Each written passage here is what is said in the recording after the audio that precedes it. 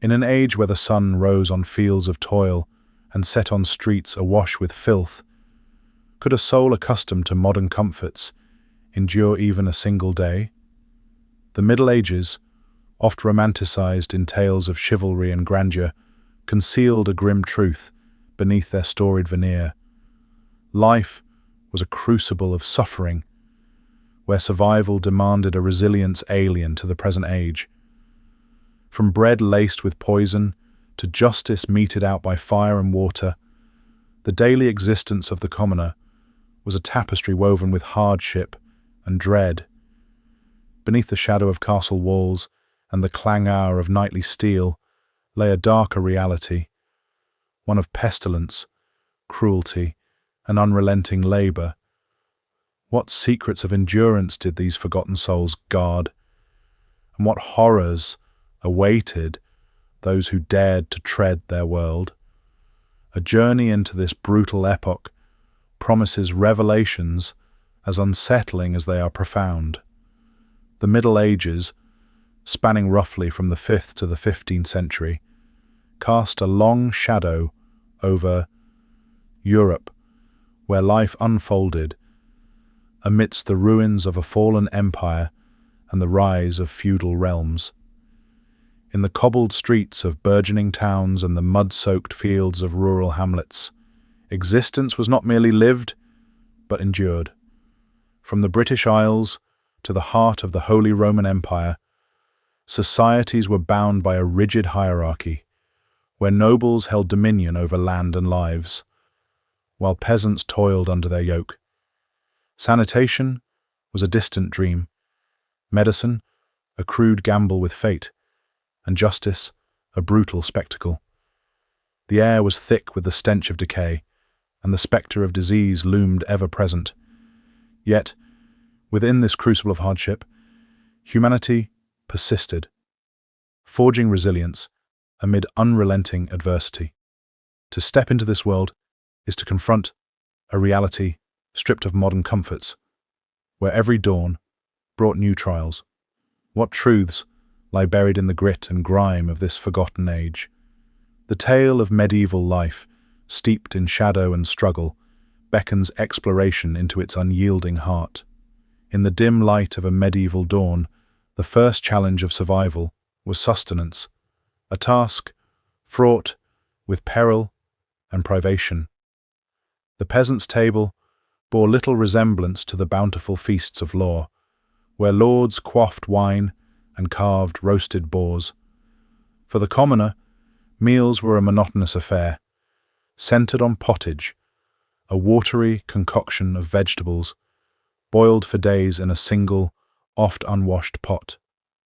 This broth, far from nourishing, was a breeding ground for weevils and filth, its taste as bleak as the lives of those who consumed it. Bread, the cornerstone of the medieval diet, was no less treacherous. Ground between stone wheels, it was dense, dark, and speckled with grit that wore down teeth already taxed by ceaseless labor.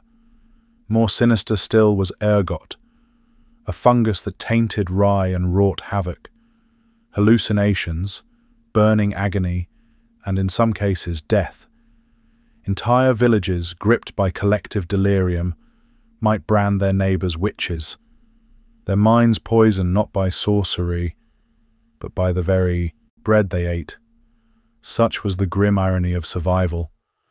The food that sustained life could just as easily end it. Meat, a rare luxury, was scarcely less hazardous.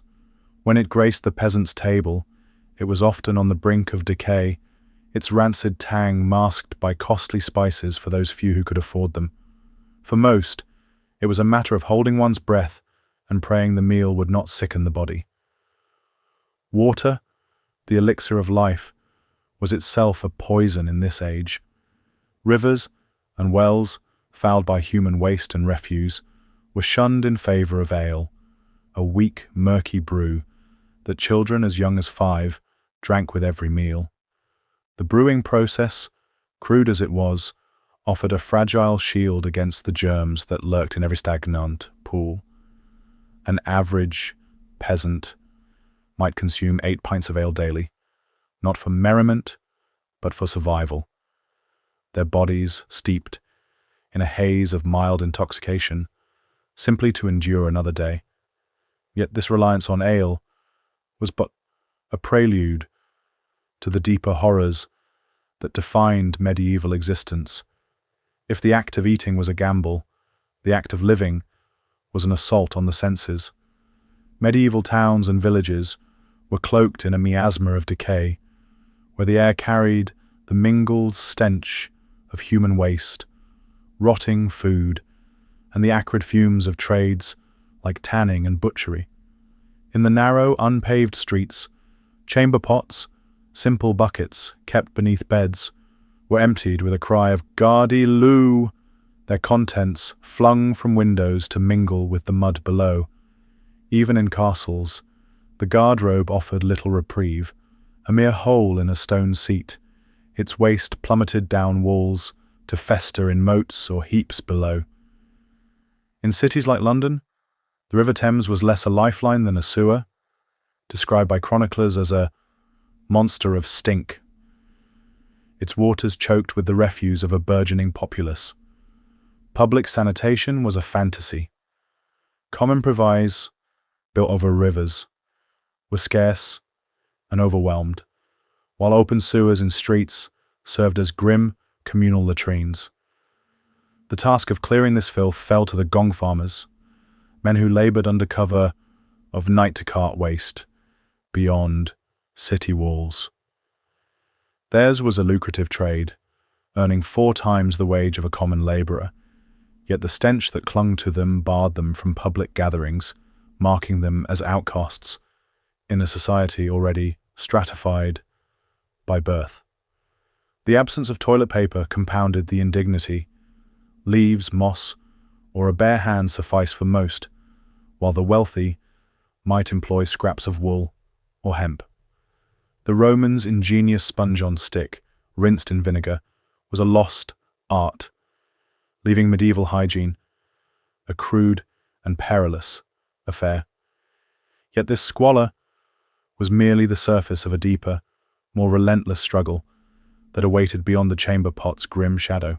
In the medieval world, labor was not merely a means of sustenance, but a relentless sentence, chaining the vast majority to a life of unceasing drudgery. For the peasant, bound to the land under the iron grip of the feudal system, each day began with the first light of dawn and ended only when darkness forbade further toil. Fields were ploughed with crude wooden tools, dragged by oxen through soil as unyielding as the lords who claimed its yield. Seeds were sown by hand, each motion a prayer for a harvest that might stave off starvation, while sickles reaped crops under the merciless sun of harvest season.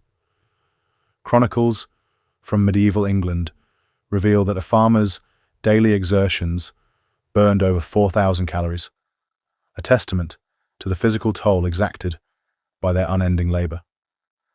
These were not men and women who sought fitness. They were souls compelled to endure, their bodies worn to the bone by the ceaseless demands of survival. Beyond the fields, trades and crafts offered no respite, only different torments. Blacksmiths toiled in forges choked with acrid smoke, their lungs seared by toxic fumes, their flesh ever at risk from errant sparks. Tanners, steeped in vats of urine and noxious chemicals, bore the mark of their trade in yellowed skin and a stench that clung like a curse, barring them from the fellowship of their peers. For the young, the path to mastery was no kinder. Apprenticeships began at the tender age of 7, thrusting children into a world of servitude under a master craftsman. 6 or 7 days a week, for up to 14 years, they labored, their youth sacrificed to the promise of a trade that offered little more than subsistence. The desperate and destitute found even grimmer callings. Link boys, mere children, carried torches through the night to light the paths of the wealthy, while pure finders scavenged dog excrement to sell to tanners, their existence a grim parody of survival. Yet this unyielding labor was but a shadow of the greater cruelties that awaited in the medieval world. If labor broke the body, disease shattered it entirely. In an age ignorant of germs and infection, illness was a spectre that haunted every hearth. The medieval understanding of health rested on the fragile scaffold of humoral theory, which held that sickness arose from an imbalance of blood, phlegm, yellow bile, and black bile. A fever, a cough, or a festering wound was met with the same grim remedy: bloodletting. Veins were sliced open, blood drained into bowls, as if the life force itself could purge the malady. Leeches, those parasitic harbingers of relief, were applied in their dozens. Some texts prescribed up to 70 at a time, sucking away vitality in the name of healing. Such treatments, far from curative, often hastened death. Their practitioners, blind to the infections they unwittingly spread. Mercury, prescribed for ailments from skin sores to syphilis, was a poison cloaked as a cure, its side effects often deadlier than the diseases it sought to treat. The toll of this primitive medicine was staggering. Nearly a third of children perished before their 5th year, their fragile bodies succumbing to ailments that modern remedies would dismiss with ease. The average lifespan, a mere 30 to 40 years, was a grim lottery, where survival depended on chance as much as endurance. The Black Death, sweeping through Europe in the mid-14th century, claimed half the continent's souls, its shadow lingering in the collective memory as a reminder of life's fragility. Dental decay, unchecked by hygiene or proper tools, gnawed at the living, leaving mouths riddled with pain and infection. The medieval healer, armed with little more than superstition and a blade, was as much a harbinger of death as a savior. In this world, where a simple cold could herald the grave, existence was a delicate thread, easily severed. Yet even this relentless spectre of mortality was but a prelude to the cruelties that governed justice and order in the medieval age. In the medieval world, justice was not a beacon of fairness, but a shadowed labyrinth of cruelty and caprice. Laws varied from one village to the next, a patchwork of edicts known only to those who enforced them, leaving the commoner ignorant until accusation branded them guilty. The legal system, untethered by standardized codes, was a gamble, where innocence was a luxury few could prove. Trials were less about evidence than divine whim, with ordeals that tested the flesh as much as the soul. The accused might be forced to grasp a red-hot iron bar and walk 9 paces, their burns judged after 3 days. Clean healing signaled divine favor, while infection, a near certainty in an age without antiseptics, marked guilt. Trial by water was no less perverse. Bound and cast into a river, the accused faced a grim paradox. Sinking proved innocence, often at the cost of drowning, while floating condemned them to execution as a servant of dark forces. In this brutal calculus, survival was no victory, only a delay of suffering. Punishments were as public as they were merciless, designed to terrify as much as to penalize. Minor infractions, such as stealing bread to quell starvation, could cost a hand, severed with brutal efficiency. In England, over 200 crimes warranted death, from poaching in the King's Forest to theft of goods worth a mere 12 pence.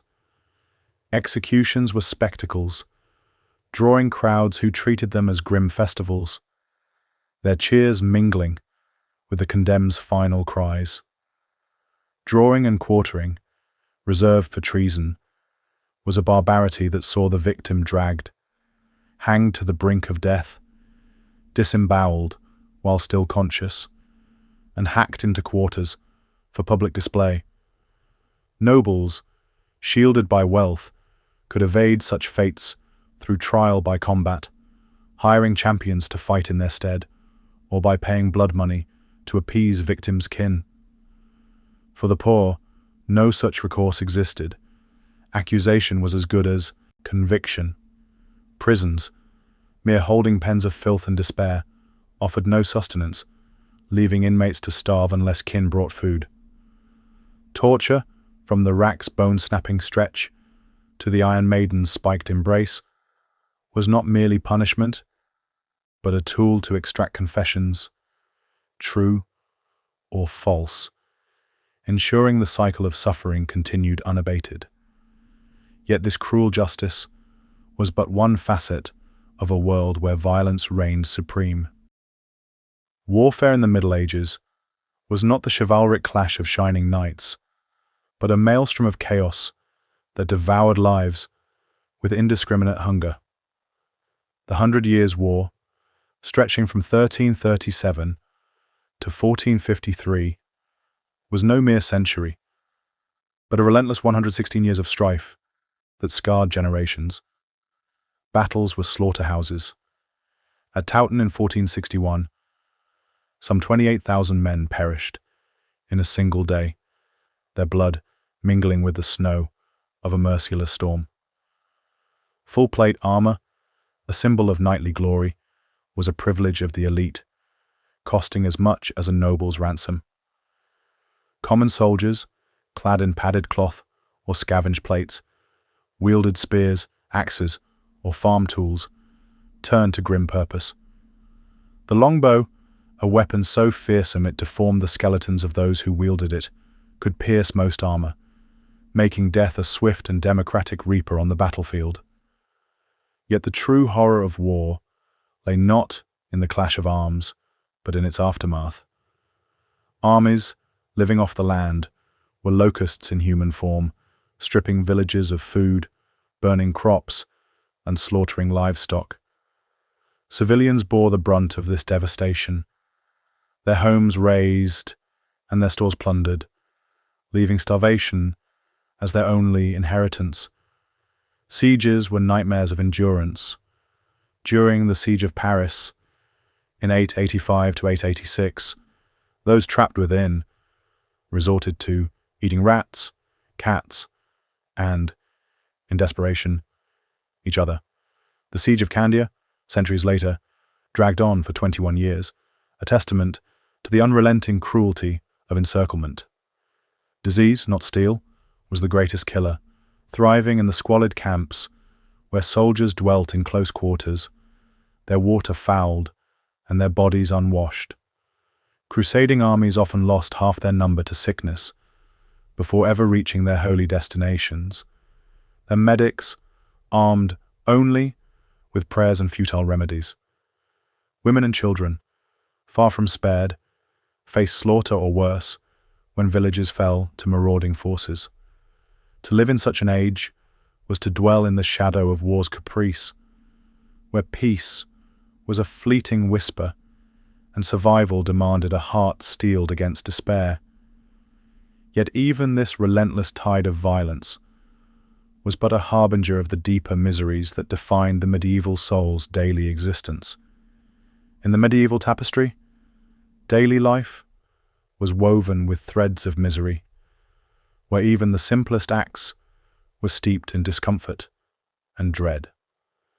Towns and villages, far from the idyllic hamlets of lore, were cauldrons of stench, where the air bore the rancid perfume of human waste, rotting refuse, and the acrid residue of trades like tanning and butchery. Streets, unpaved and slick with mud, doubled as open sewers, where butchers cast entrails and blood outside their shops, and garbage festered in heaps or was tossed into rivers already choked with filth. In London, the Thames was a flowing graveyard of refuse, its miasma so potent that townsfolk clutched pouches of herbs, feeble talismans against the overwhelming stink. Bathing was a rarity, reserved for spring or summer's end, as many believed. Water opened the body to disease. Lice thrived in unwashed hair, their presence so commonplace that combs designed to scrape them free were as essential as a blade.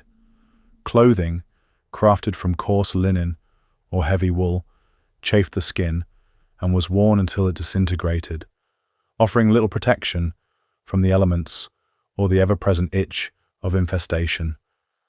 Privacy, a luxury unknown to most, was sacrificed to the communal crush of existence. In single-room hovels, entire families, along with livestock or passing travelers, ate, worked, and slept in suffocating proximity. Beds, if they could be called such, were shared by many, their straw mattresses alive with vermin. Even in noble households, servants hovered incessantly, rendering solitude a fleeting dream. Language, too, was a barrier. The Middle English of the 1400s, with its alien cadence and phrases like, "What is thin Nama?" was as impenetrable as a foreign tongue, isolating any soul out of time. Entertainment, when it existed, was often a grim affair. Public executions drew crowds as festive as they were macabre, while animal baiting pitted dogs against chained bears for sport. Less violent diversions, such as a bard's tale or a travelling troupe, were rare, leaving most to languish in the monotony of survival. Yet, beneath this physical squalor lay a deeper torment, one that gnawed at the medieval soul with unrelenting ferocity. The medieval mind, untethered by science, was enthralled to superstition, where the unknown was cloaked in fear and divine wrath. Witches, demons, and malevolent spirits were not mere tales, but palpable threats, blamed for every misfortune, from a failed crop to a child's fever. A solar eclipse could plunge a village into panic, its darkened sky heralding the end of days. Medical ailments were attributed to celestial misalignments or the malice of unseen forces, with remedies as fantastical as they were futile. Knowledge was scarce, hoarded by the clergy or the elite, leaving the commoner to rely on the village elder's lore, often little more than whispered myths passed down through generations. Communication crawled at the pace of a weary messenger, with news from a neighboring town taking days, and tidings from distant lands arriving months later, if at all. This isolation bred ignorance, amplifying fears that gripped the heart with every unexplained shadow. The feudal hierarchy, rigid as stone, crushed any hope of social ascent. 9 in 10 souls were peasants, bound to the land and their lord's will, their lives dictated by birth. To dream of change was to court futility. The blacksmith's son would wield a hammer, the farmer's daughter would toil in the fields, their paths as fixed as the stars. This unyielding order, coupled with the ever-present spectre of divine judgment, fostered a fatalism that permeated every act. To live in such an age was to navigate a world where filth, fear, and servitude were not mere hardships, but the very fabric of existence. Yet, from this crucible of despair, a resilience was forged, one that whispers still of humanity's capacity to endure.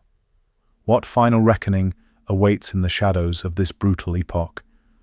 As the shadows of this grim epoch linger in the mind, the tale of medieval endurance invites further reflection. Those who seek to unravel more of history's darkened corridors are beckoned to explore additional chronicles of human struggle and resilience. Sharing thoughts on the brutal realities of this bygone age, or delving into other narratives of the past, will deepen the understanding of humanity's unyielding spirit. Let the conversation continue as the echoes of the Middle Ages resonate still, urging a closer examination of the trials that shaped a world so distant, yet so revealing of our own. The Middle Ages, with their unyielding brutality, stand as a testament to humanity's capacity to endure amidst unrelenting hardship. In a world where sustenance was poisoned by filth, where labor broke the body and disease claimed the soul, where justice was a cruel jest and war a relentless reaper, life was not merely lived, but survived. The medieval soul, forged in a crucible of suffering, bore the weight of a reality stripped of mercy, where every dawn was a gamble and every dusk a fleeting reprieve. Yet, from this bleak tapestry emerges a profound truth. Resilience, born of necessity, was the silent pulse of an age that knew no comfort.